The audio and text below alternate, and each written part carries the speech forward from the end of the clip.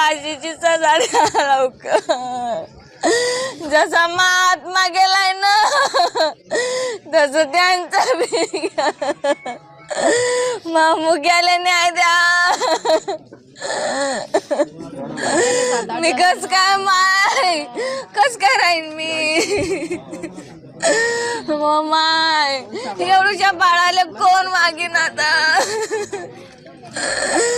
माय मामू गेला मा बाळा बी पाला नाही ना. एखाद्या चित्रपटाच्या कथानकालाही लाजवेल अशी दुर्दैवी घटना जळगाव जिल्ह्यात घडली आहे. आणि ही करुण व्यथा आहे पूजाची, जिने प्रेमविवाह करून सुखी संपन्न संसाराचे स्वप्न पाहिले होते. मात्र तिच्या जीवनात घात झाला आणि कौटुंबिक विरोधातून तिच्या पतीचा निर्घृण खून झाला आणि स्वप्नांची राख रांगोळी झाली.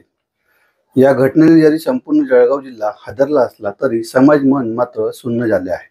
आणि पुन्हा एकदा सैराट या चित्रपटाची पुनरावृत्ती झाली असं म्हटलं जात आहे. या गंभीर घटनेत मुलाच्या बापासमोरच मुर्दा पाडण्यात आला. गर्भवती मुलीवरही हल्ला करण्याचा प्रयत्न झाला. जे बाळ अजून या जगात जन्माला यायचे आहे अशा निरपराध बाळाचा देखील कोणीही विचार केला नाही. समाज मनातील ही क्रूरता खरोखर मन सुन्न करणारी अशी आहे. या दुर्दैवी घटनेत प्रेमविवाहाच्या रागातून मुलीच्या घरच्यांनी जावई असलेल्या मुकेश शिरसाट या 26 वर्षीय तरुणाची हत्या केली आहे. विशेष म्हणजे त्यांच्या प्रेमविवाहाला 3 वर्ष जवळपास पूर्ण झाली होती. आता सर्व राग द्वेष कोणाच्या मनात नाही असे समजून ते संसार करत होते. हा धक्कादायक प्रकार जळगाव शहरातील पिंपळा शहरात असलेल्या हुडको भागात घडला आहे. मुकेशच्या गर्भवती पत्नीवर म्हणजेच हल्ला करणाऱ्यांनी त्यांच्या मुलीलाही ठार मारण्याचा प्रयत्न केला. सैराट चित्रपटाप्रमाणे घडलेल्या या घटनेमुळे संपूर्ण जळगाव शहर हादरलं आहे. आपल्याच घरच्यांनी पतीचा खून केला यामुळे मुकेशची पत्नी देखील धक्क्यात आहे. 3 वर्षाचे मूल तिच्या पदरात आहे. शिवाय ती आता दुसऱ्या वेळी गर्भवती आहे. त्याच्याही तिच्या घरच्यांनी विचार न करता मुकेशचा खून केला. मुकेश शिरसाट हा जळगाव शहरातील पिंपळा परिसरात असलेल्या हुडको भागात राहत होता. याच भागात राहणारा पूजाबरोबर त्याचे प्रेम संबंध होते. त्यामुळे या दोघांनीही लग्न करण्याचा निर्णय घेतला होता.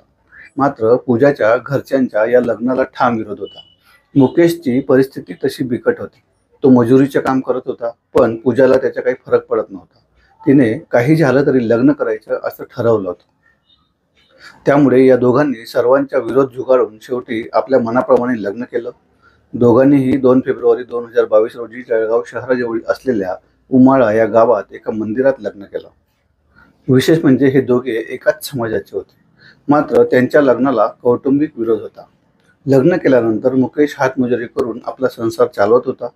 दोघेही सुखात संसार करत होते. या काळात मुकेश आणि पूजाला एक मुलगाही झाला. पण त्यांचा सुखी संसार पूजाच्या घरच्यांना बघवत नव्हता.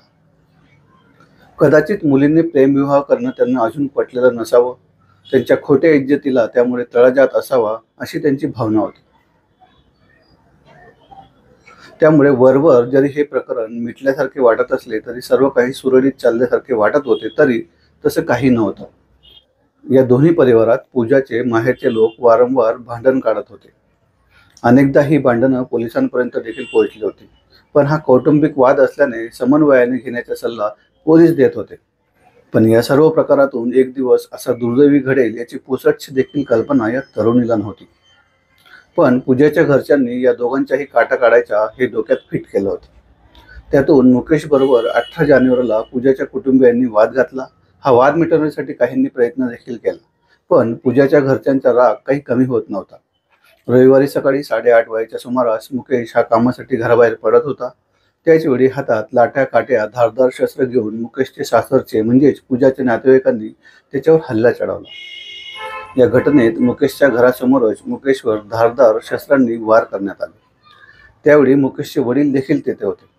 त्यांनी जीवाच्या आटापिटा करून मुलाला वाचवण्याचा प्रयत्न केला, मात्र त्यांचे प्रयत्न अपूर्ण पडले. मुकेशला वाचवण्यासाठी काही जण पुढे आले, मात्र त्यांच्यावरही या जमावाने हल्ला करत त्यांना देखील जखमी केले.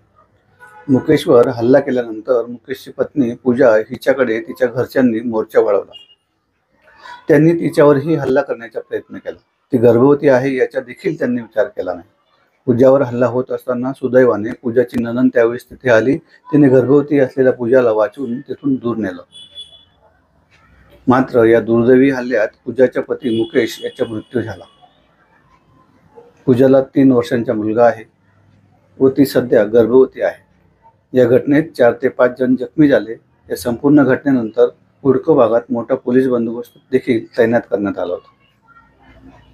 या घटनेचे गांभीर्य पाहता पोलिसांनी तात्काळ हल्लेखोरांचा शोध घेतला आणि मुकेशच्या पत्नीचा चुलत भाऊ, मामा यांच्यासह इतर 7 संशयितांना पोलिसांनी अटक केली आणि इतर 3 आरोपींचा पोलिसांकडून शोध देखील सुरू होता. या सर्व हल्लेखोरांना फाशीची शिक्षा करण्याची मागणी मुकेशची पत्नी पूजा यांनी केली आहे. या घटनेने मुकेशचे कुटुंबीय हादरून गेले आहेत, तर जळगाव शहर देखील सुन्न झालं आहे. आता पूजाने तिच्या परिवारातील आरोपींना फाशीची शिक्षेची मागणी केली आहे. कदाचित कायद्याने त्यांना शिक्षाही होईल. मात्र आजच या तरुणीचे भविष्य अंधकारमय झाले आहे आणि तिच्यासोबत 2 लहान बालकांचा देखील प्रश्न आहे. ज्यावेळेस आपली करुण कहाणी माध्यम प्रतिनिधींना या तरुणीने सांगितली, तिचे शब्द ऐकून तिथे उभे असलेल्या प्रत्येकाच्या हृदयाचा थरकाप उडाला होता. माणुसकीला काळिमा फासणाऱ्या या घटनेमुळे प्रत्येकाचे मन देखील सुन्न झाले होते.